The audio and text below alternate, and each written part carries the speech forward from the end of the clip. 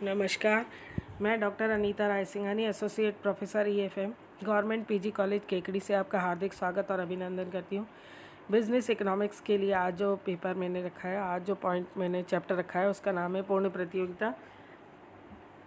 कि पूर्ण प्रतियोगिता का क्या आशय होता है, इसकी क्या विशेषताएं होती है। जैसा कि आप जानते ही हैं, बाजार में कई तरह की प्रतियोगिताएं होती हैं। पूर्ण प्रतियोगिता होती है, अपूर्ण प्रतियोगिता होती है, एकाधिकार की स्थिति होती है।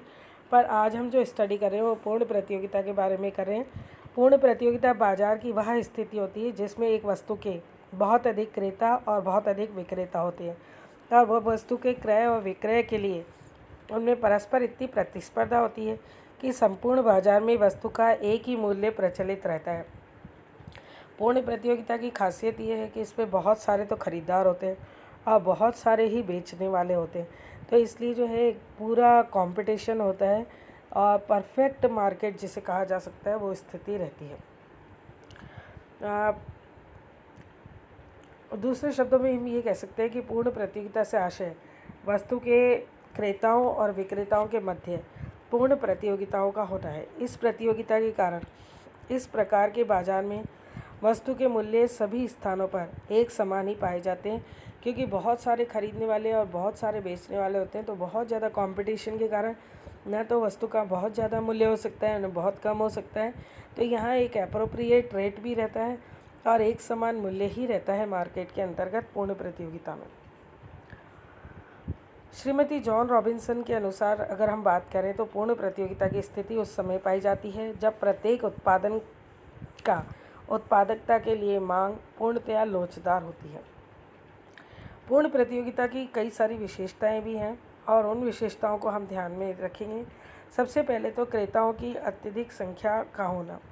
पूर्ण प्रतियोगिता में बेचने वाले जो होते हैं उनकी संख्याओं के साथ साथ खरीदने वालों की संख्या भी जो है बहुत ज़्यादा होती है, जिसके कारण प्रत्येक क्रेता उद्योग के कुल उत्पादन का एक छोटा भाग ही खरीद पाता है। अर्थात हम ये कह सकते हैं कि उसके पास जो है पूरे बाज़ार का एक बहुत छोटा सा अंश होता है, तो वो कोई पूरे बाज़ार को प्रभावित करने की स्थिति में नहीं होता है। और सारे और क्रेता और विक्रेता बाज़ार का एक छोटे पार्ट को जो है प्रतिनिधित्व करते हैं, तो इसलिए उनके हाथ में नहीं होता है कि वो मार्केट को अपने हिसाब से कैप्चर कर लें या अपने हिसाब से उसको बदल लें। जैसे एकाधिकार में तो एक ही विक्रेता होता है, बेचने वाला एक ही होता है, तो वह क्या करता है, अपने मनमानी तरीके से मूल्य वसूल करता है, और मार्केट में उसका एकाधिकार होने के कारण वो मूल्यों को प्रभावित करने की स्थिति में भी होता है, और वो ज़बरदस्ती स्टॉक बना के भी रख सकता है। तो कई बार जो है एकाधिकार की स्थितियों में बहुत डिफरेंट परिस्थितियाँ होती हैं, पर पूर्ण प्रतियोगिता के अंतर्गत इस तरह की स्थिति नहीं पाई जाती है। क्रेता और विक्रेता बहुत सारे होते हैं, इसलिए जो है कुल उत्पादन का वो एक छोटा सा भाग खरीदते, इसलिए वो बाज़ार को प्रभावित करने की स्थिति में नहीं होते हैं। इसी तरीके से अगर हम बात करें तो समरूप वस्तु की बात आती है। फिर पूर्ण प्रतियोगिता में उद्योग में लगी सभी फर्में जो वस्तु बना रही हैं वे पूर्णतया समान और एक जैसी ही होती है। वस्तु विभेद अनुपस्थित रहता है। वस्तुएं जो है एक ही प्रकार की होती है, उनमें बहुत ज़्यादा भेद या प्रकार या टाइप्स ऐसे अवेलेबल नहीं होते हैं। तो यहाँ एक स्थिति यह भी देखने के लिए आती है कि पूर्ण प्रतियोगिताओं के अंतर्गत इसके पूर्ण प्रतियोगिता के अंतर्गत जो है मार्केट के अंतर्गत वस्तुएं बहुत ज़्यादा तरह की नहीं होती है, बल्कि एक ही प्रकार की वस्तुएं होती है, और उनमें कोई बहुत ज़्यादा भेदभाव या बहुत ज़्यादा प्रकार की नहीं होती है कि क्रेता को बहुत ज़्यादा चॉइस नहीं होती कि वो अपनी मर्ज़ी से ये खरीद ले या वो खरीद ले या तीसरी वस्तु की तरफ चला जाए। तो एक लिमिटेड प्रोडक्शन होता है जिसके अंतर्गत उसे कार्य करना होता है। इसी के पास साथ ही साथ जो है क्रेताओं और विक्रेताओं को वस्तु की मांग पूर्ति का भी पूरा ज्ञान होना बहुत ज़रूरी है। तो आपको पता ही है कि अर्थशास्त्र के अंतर्गत मांग और पूर्ति का सिद्धांत होता है, और ये माना जाता है कि क्रेता को भी मांग और पूर्ति के बारे में पूरी जानकारी है और वो इसके अनुसार ही कार्य कर रहा है। इसी तरीके से उत्पत्ति के साधनों में भी पूर्ण गतिशीलता होनी बहुत ज़रूरी है कि पूर्ण प्रतियोगिता के अंतर्गत उत्पत्ति के किसी भी साधन को बेरोक टोक उद्योग से एक स्थान से दूसरे स्थान पर लाया ले जा सकता है। तो ये भी इसके अंतर्गत मान्यता है कि उत्पत्ति के जितने भी साधन हैं वो आपस में जो है एक दूसरे पर डिपेंडेंट नहीं है, वो फ्लुएंटली जो है उनमें गतिशीलता होती है और उन्हें एक स्थान से दूसरे स्थान पर भी लाया जाना पॉसिबल होता है। इसी तरीके से यातायात लागतों की अनुपस्थिति भी इसमें देखी जा सकती है कि यातायात की जितनी भी लागतें हैं वो भी इसके अंतर्गत अनुपस्थित पाई जाती है। इसी के साथ ही साथ हम ये कह सकते हैं कि पूर्ण प्रतियोगिता एक ऐसी स्थिति है जो कहीं ना कहीं उपभोक्ता को सही वस्तु दिलाने का प्रयास करती है, क्योंकि क्रेता भी बहुत सारे होते हैं और विक्रेता भी बहुत सारे होते हैं और इसके अंतर्गत क्रेताओं की संख्या अधिक होने के कारण पूर्ण प्रतियोगिता में बेचने वालों की संख्या के साथ साथ खरीदने वालों की संख्या भी अधिक हो जाती है और इसके कारण जो है प्रत्येक क्रेता जो है उद्योग का कुछ ही पार्ट जो है खरीद पाता है या बेच पाता है।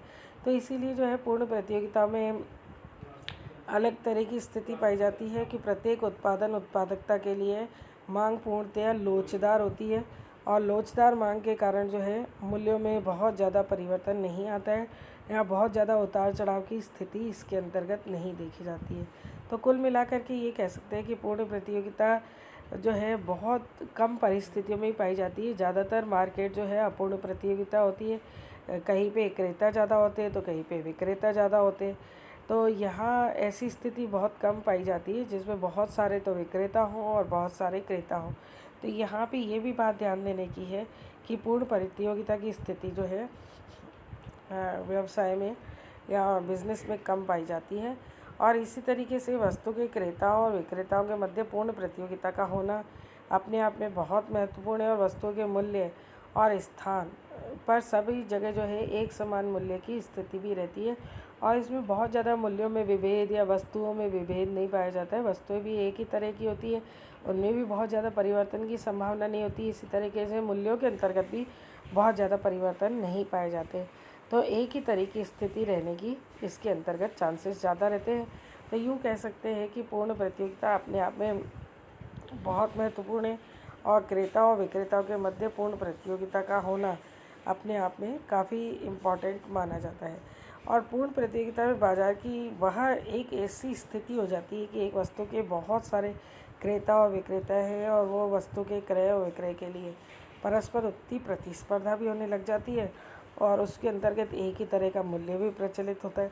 और तो यहाँ ये कह सकते हैं कि पूर्ण प्रतियोगिता जो है ऐसी स्थिति को प्रकट करती है जिसके अंतर्गत जो है क्रेता और विक्रेताओं को मूल्यों का अंतर नहीं मिलता है। अगर वो कहीं भी चले जाते हैं तो उन्हें एक ही तरह के मूल्य पाए जाते हैं और इसके अंतर्गत जो है मांग और पूर्ति के सामने की स्थिति भी रहती है और विक्रेता ज़्यादा होते हैं, इसलिए क्रेता विक्रेताओं पे पूरी तरह निर्भर नहीं होते। जैसे एकाधिकार के अंतर्गत होता है कि वो अपने मनमाने मूल्य वसूल कर रहा है या अपने ज़्यादा मूल्य लगा रहा है।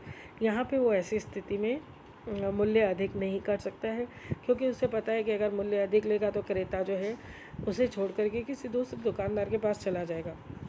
और इसी तरीके से विक्रेता के पास भी चॉइस होती है कि अगर एक क्रेता नहीं आता है तो दूसरा क्रेता उसके पास आ जाएगा।